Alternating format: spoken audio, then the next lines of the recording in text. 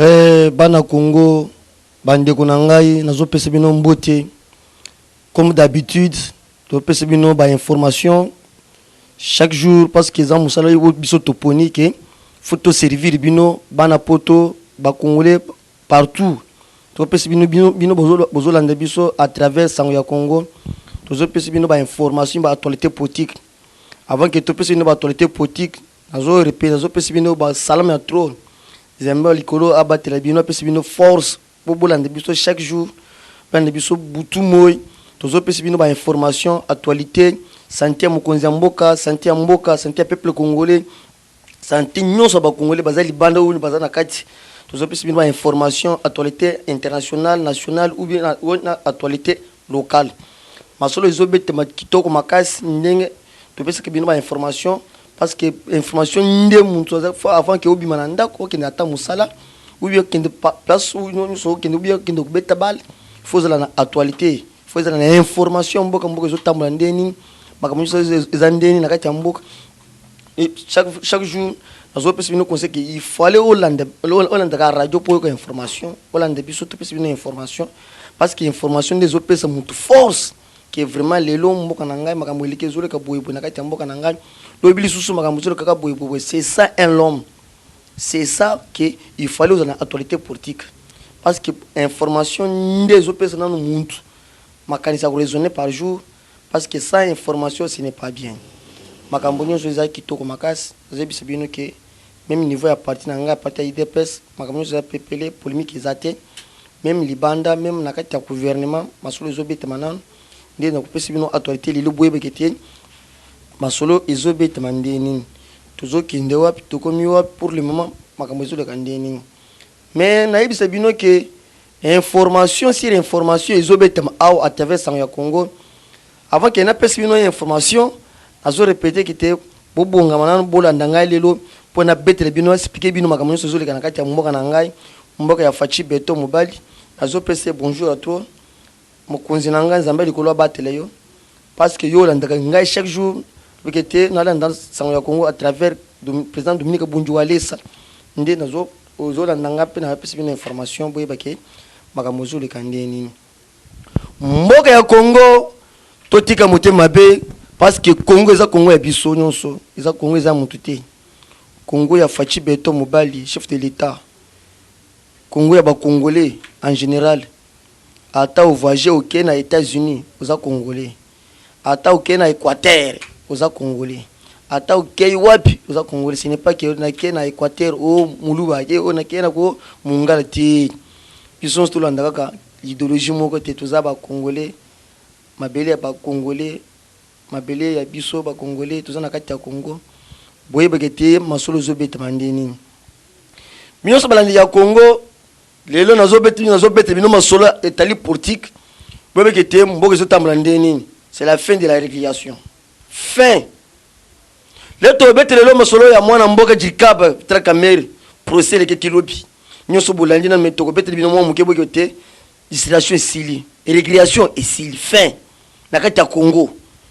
makambo to bandi ko beta banda kala na kati ya parlement na kati ya parlement de buto yebisi bino kete moyibi bazo ibombo bazo de trembler à l'état parce que so baleki bazo finga biso ke ba peto na bazo sala à travers ba réseaux sociaux bazo sakana mais lelo bo pesi biso raison lelo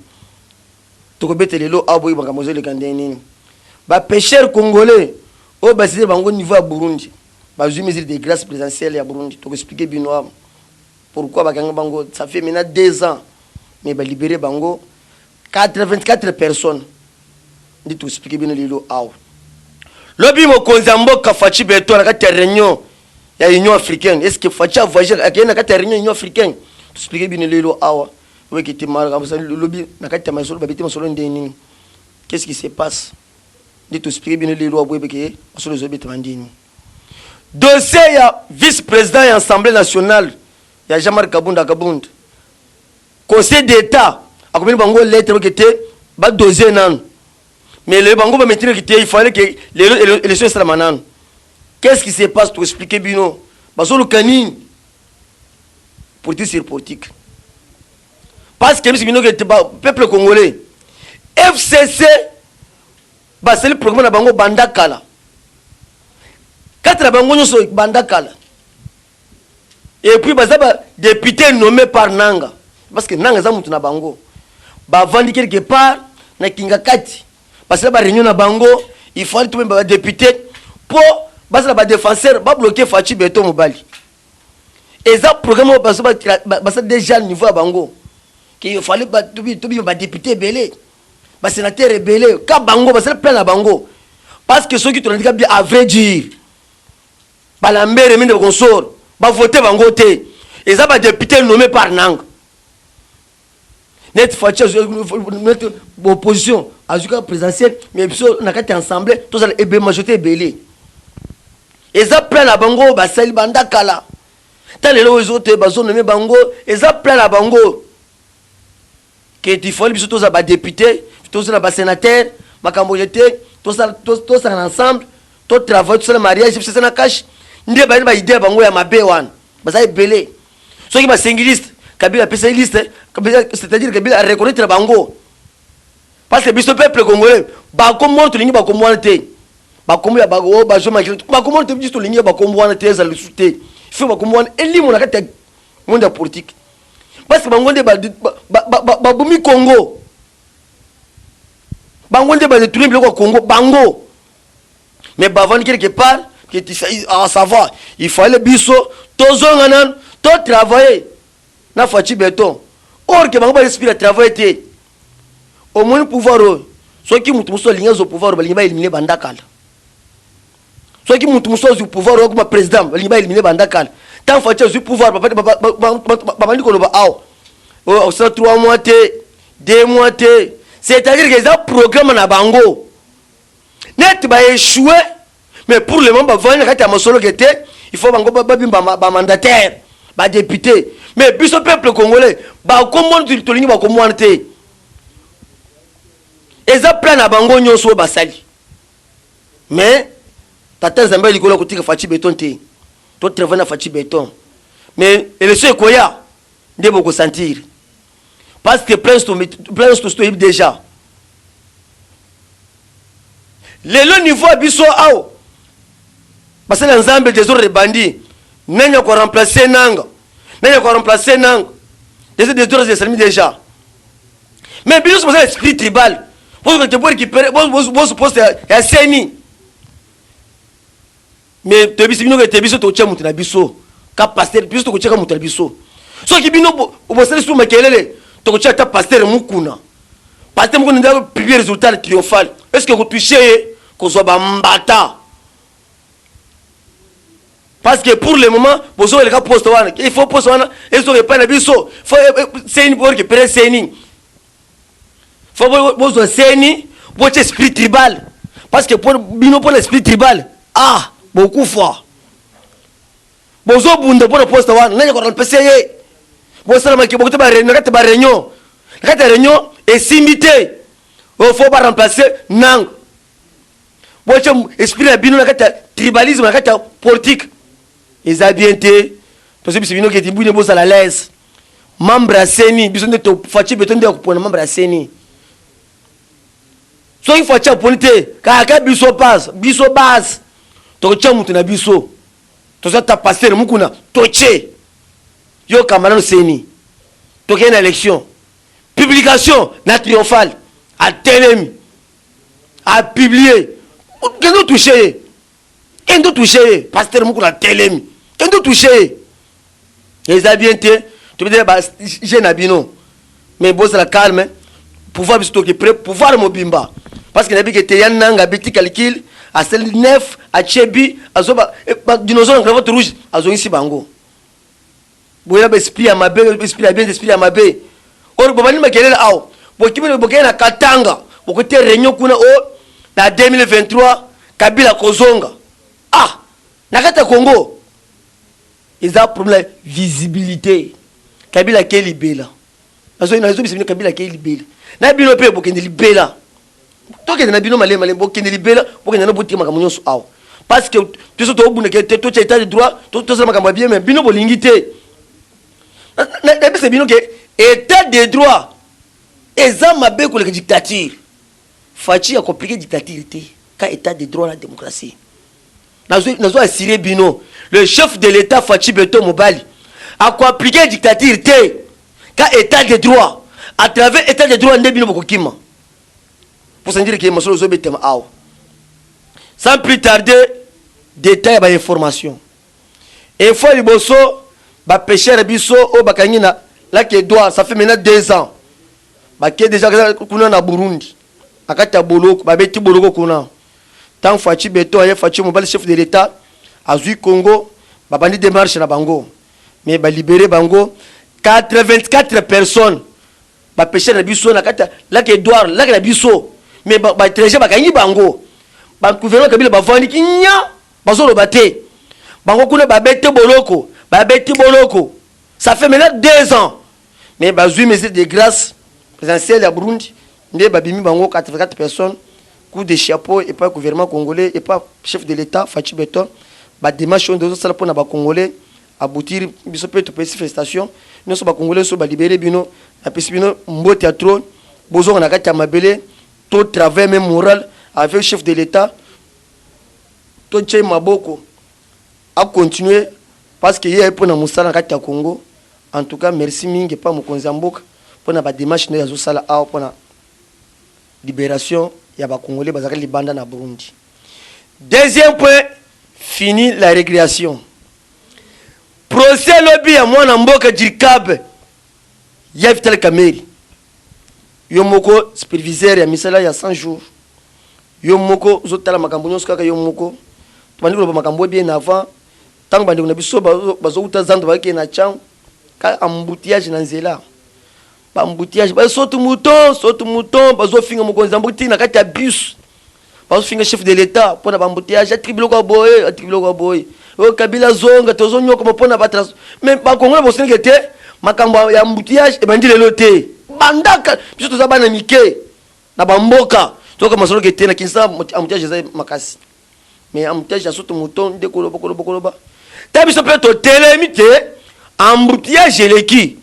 à travers ma sorte mouton parce que les amis c'est la 100 jours mais est débordé ça va papa nous saisi j'étais à Safricas j'étais là office de route papa nous saisir bango que pourquoi mais c'est les autres tambolate tambango pe babandi baké ko samba mais que te ils habitent sauté moyen ils ont muké ah mais mbongo bimé belé balobe que mbongo bimi 57 millions mais na kata procès mission sur le procès oh 67 millions mais bon qui est wapi bazo piller Congo bazo détourner Congo pourquoi yo ça Jirkab avec quelle intention bino sangana chef de l'état bi était to sangana to état de droit to Congo qui est de bosso mais yo explique il y a détournement. Et puis, aux autres de tourner avec intelligence, la sagesse. Tu vas comprendre. Tant que la justice, tu vas justice. Justice, c'est ça, Moussa Naye. Mawa. Et c'est la toute première fois en Afrique,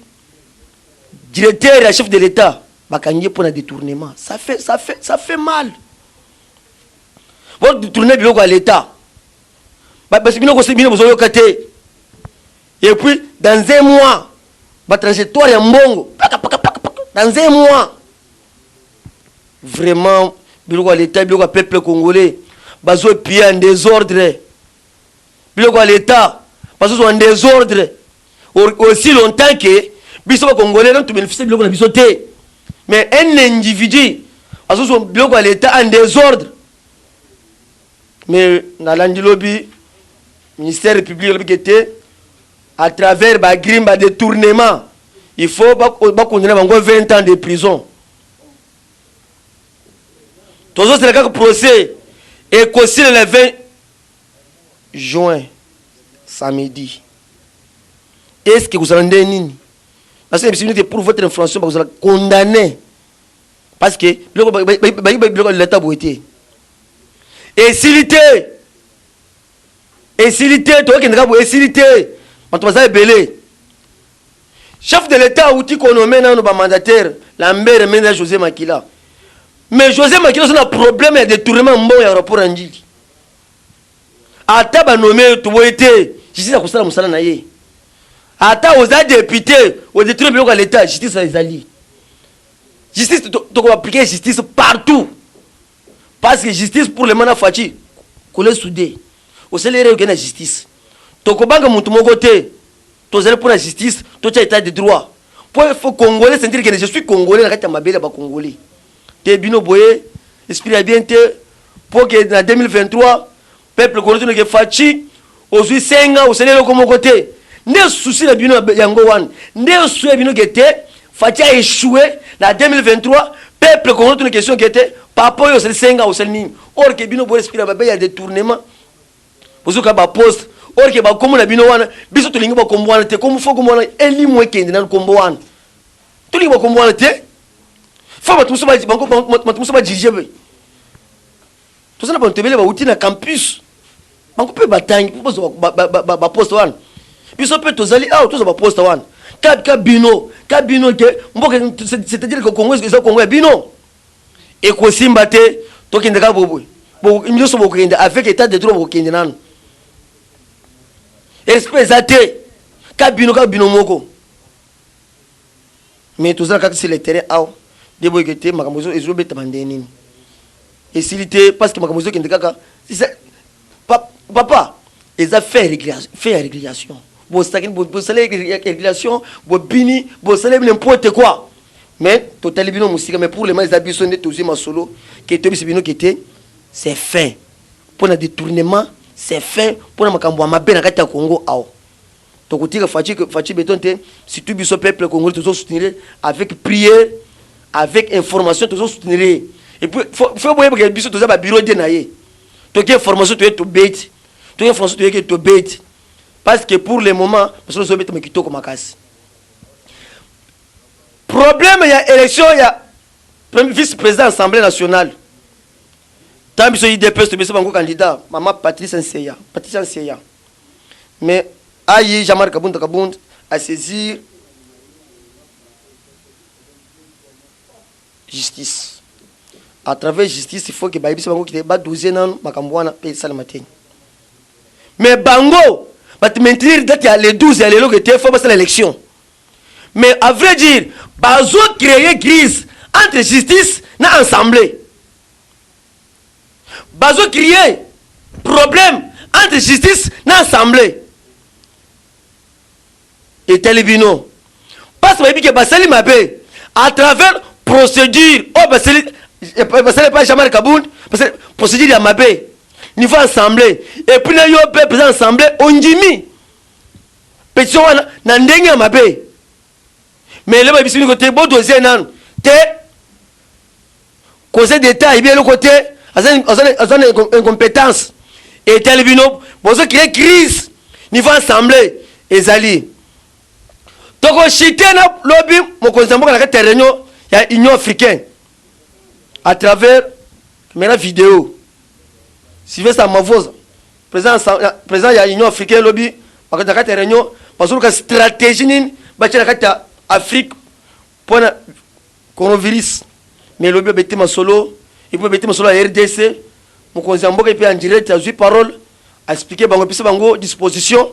et c'est bien qui toque makasi bango peut c'est la idée chef de l'état vraiment le chef de l'état face Tshisekedi Tshilombo Antoine Mobile après ça bango disposition pratique na kati Afrique il faut tocha boy contre contenir virus masolo zo bete bebele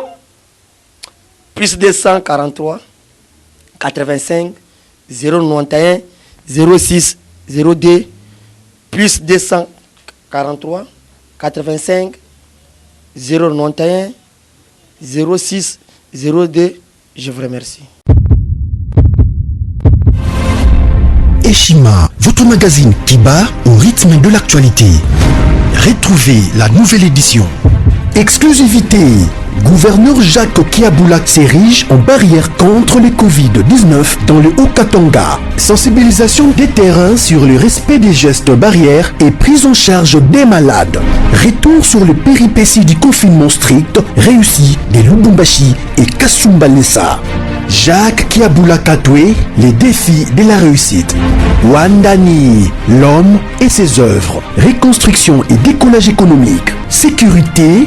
mobilisation de recettes. Eshima Magazine revient sur les succès notables du chef de l'exécutif du Haut-Katanga. Découverte, Moussa Mondo, valeur sûre de la politique congolaise. Focus, Néné Lunga, en première ligne pour la défense des droits des travailleurs pendant les confinements. Dossier Eshima, les épidémies les plus dévastatrices de l'histoire. Nation, pêche et élevage, Jonathan Bialosuka, sortir la RDC de la sous-alimentation. Économie, impact du Covid-19 sur l'économie congolaise. Afrique, que restait-il de la France-Afrique? Retrouvez l'intégralité du magazine Eshima dans les kiosques. Eshima Magazine, un nouveau standard d'information.